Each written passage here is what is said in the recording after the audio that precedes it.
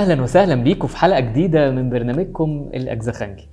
في الحقيقة بيوصلني رسائل كتير على صفحة الأجزخانجي فيسبوك وإنستجرام ويوتيوب، وفي الفترة الأخيرة وصلني أسئلة كتيرة بخصوص السعال أو الكحة وأنواعهم إيه الكحة الناشفة وإيه السعال الرطب وإيه الأدوية اللي تناسب الكحة الناشفة وإيه الأدوية اللي ما تناسبش.